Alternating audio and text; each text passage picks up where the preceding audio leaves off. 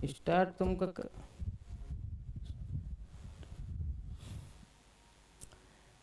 नमस्कार प्यारे छात्रों, स्वागत है आपका हमारे YouTube चैनल विकास सिविल एकेडमी में। और आज हम साइंस के चैप्टर के साथ फिर आप लोगों के सामने उपस्थित हुए हैं। जहां पर हमने छोड़ा था उसी के आगे आज फिर से पुनः उसको कंटिन्यू करने आए हैं। हम लोगों की बात होगी और थोड़ा सा चर्चा किया जाएगा और थोड़ा बहुत जो है हम लोगों की बातचीत भी होगी। तो आराम आराम से पढ़ते हैं, कोई दिक्कत नहीं है, कोई जल्दबाजी नहीं है। हम आपको बता रहे थे कि पदार्थ मैटर मैटर पदार्थ दो प्रकार का मैंने बताया था आपको पिछले लेक्चर में। भौतिक संरचना के आधार पर,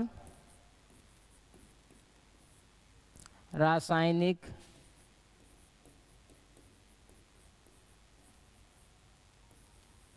गुणधर्म के आधार पर, रासायनिक गुण। अच्छा, भौतिक संरचना के आधार पर जो पदार्थ का वर्गीकरण हमने किया था, यहाँ पर हमने 5 प्रकार का बताया था। हमने कहा था कि ठोस, द्रव, गैस, एक प्रकार और बताया था प्लाज्मा, और एक और बताया था जिसको हम बीईसी कहते हैं, बीईसी, बोस आइंस्टीन कंडेंसेट। ये 5 प्रकार के हैं भौतिक संरचना के आधार पर। ये तो बहुत ही आसान है और लगभग सबको पता है। और कक्षा 9 के सिलेबस में 3 ही प्रकार हैं, ठोस, द्रव एवं गैस। अब आगे हम चलते हैं रासायनिक संरचना के आधार पर। रासायनिक संरचना के आधार पर अगर हम बात करें तो इसको, ये जो हमारा रासायनिक गुणधर्म है, इसको बांटा गया है, इसको कैटेगराइज किया गया है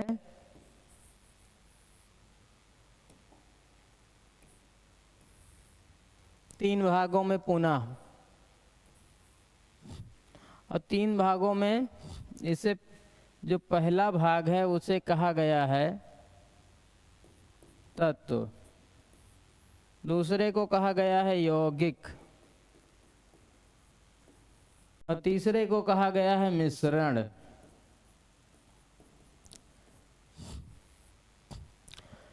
तो बच्चों, तत्व क्या होता है? जो एक ही पदार्थ से बना हो वो तत्व कहलाता है। एक ही पदार्थ होगा, उसमें केवल एक ही पदार्थ होगा, उसके अलावा कुछ नहीं होगा।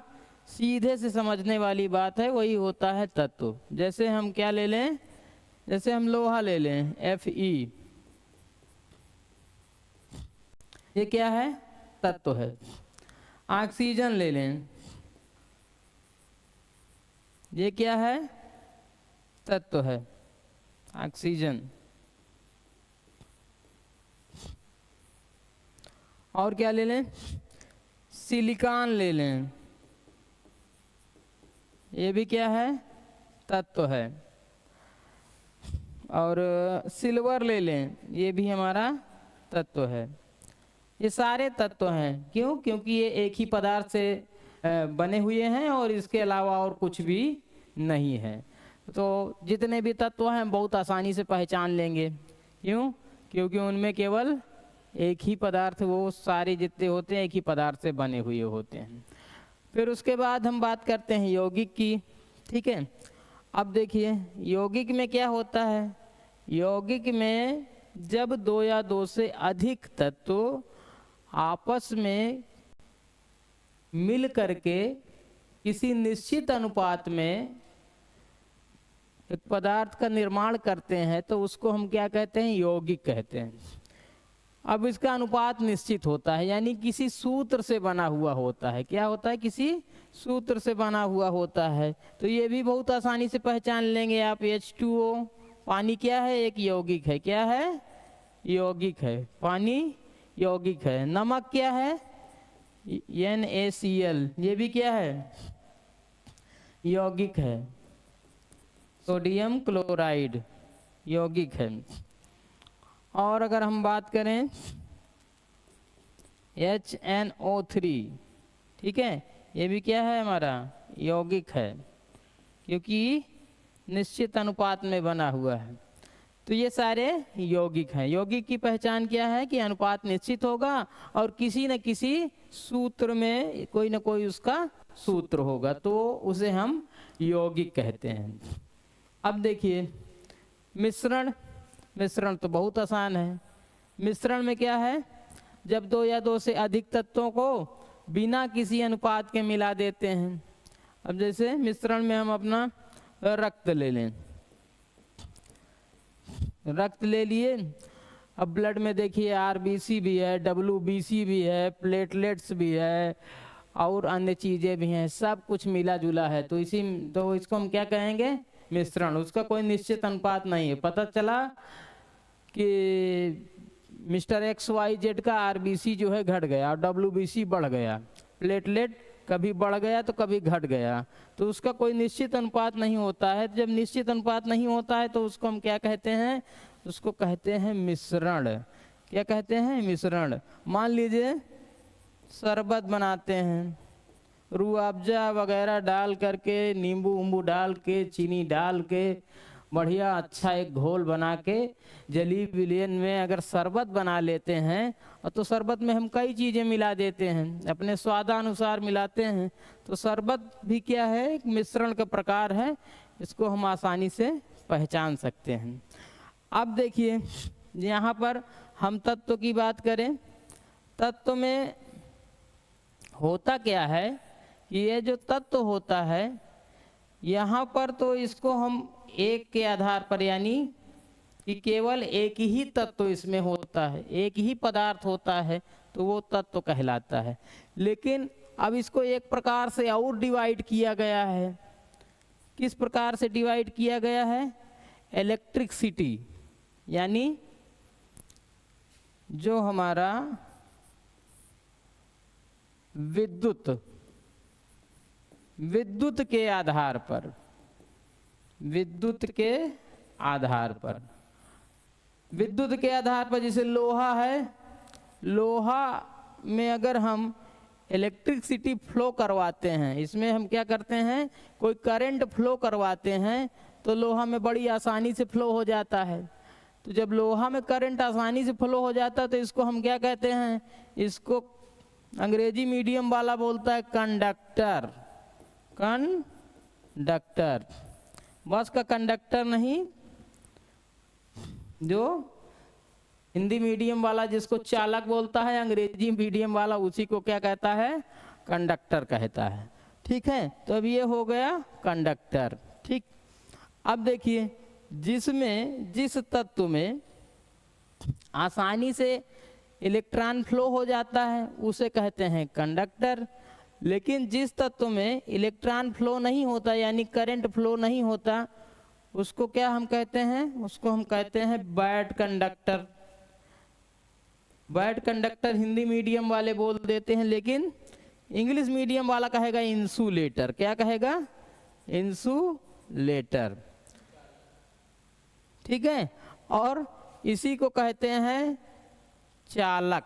हिंदी में कह देंगे चालक, और इंसुलेटर को कहते हैं कुचालक। कुचालक। कुछ हिंदी मीडियम वाले जो ज़्यादा एडवांस होते हैं वो कहते हैं अचालक, और चालक को कहेंगे सुचालक। चालक और सुचालक में क्या अंतर है? ये देखिए, ये है चालक जिसको हम कंडक्टर कहते हैं, और ये है कुचालक जिसको हम क्या कहते हैं? इंसुलेटर कहते हैं। मान लीजिए कोई लकड़ी है, लकड़ी में करंट फ्लो नहीं कर रहा है, विद्युत धारा प्रवाहित नहीं होती है, तो उसको हम क्या कहेंगे? इंसुलेटर कहेंगे। अब देखिए, अब जैसे तीसरा है हमारा सिल्वर। सिल्वर क्या है? ये भी हमारा कंडक्टर है और बहुत अच्छा कंडक्टर है। बहुत good conductor, silver is a good conductor. अब सिलिकॉन की बात करेंगे। सिलिकॉन एक ऐसा तत्व है, थोड़ा सा मिटाएं तो फिर अब देखिए सिलिकॉन में क्या होता है।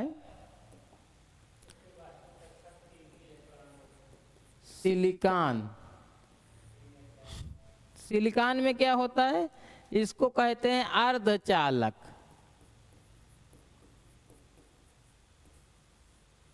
तो ये क्या करता है, चालक की तरह भी काम करता है और कुचालक की तरह भी काम करता है, कुचालक की तरह भी काम करता है।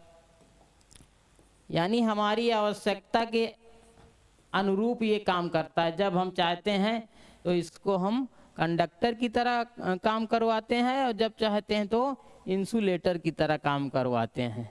तो silicon is a semiconductor material. ये एक क्या है, सेमीकंडक्टर मटेरियल है, सेमीकंडक्टर मटेरियल है। तो अब सेमीकंडक्टर मटेरियल का प्रयोग ज़्यादातर इलेक्ट्रॉनिक्स के सामानों में होता है। जैसे मान लीजिए आपका लैपटॉप है, लैपटॉप में ज़्यादा धारा का तो काम पड़ता नहीं, कम धारा का काम पड़ता है। तो इलेक्ट्रॉनिक्स में होता क्या है, कम धारा का काम पड़ता है, ज़्यादा की ज़रूरत नहीं होती है, तो सिलिकॉन का प्रयोग होता है। मोबाइल में ज़्यादा की ज़रूरत नहीं है तो मोबाइल में सिलिकॉन का प्रयोग होता है। अब जैसे मोटर है, मोटर में ज़्यादा मात्रा में हमको धारा की ज़रूरत, ज़्यादा मात्रा में मोटर वे वोल्टेज की ज़रूरत होती है। तो मोटर हमारा क्या है, मोटर हमारा Fe, जो आयरन है, आयरन में इसमें कंडक्टर वाला मटेरियल इस्तेमाल होगा और ज़्यादा धारा की ज़रूरत पड़ेगी। तो इस प्रकार से कुछ हम इसको कैटेगराइज कर सकते हैं। तो आज हमने देखा कि इसको हम रासायनिक आधार पर 3 प्रकार से कैटेगराइज कर सकते हैं। भौतिक आधार पर हमने 5 प्रकार का कैटेगराइज किया।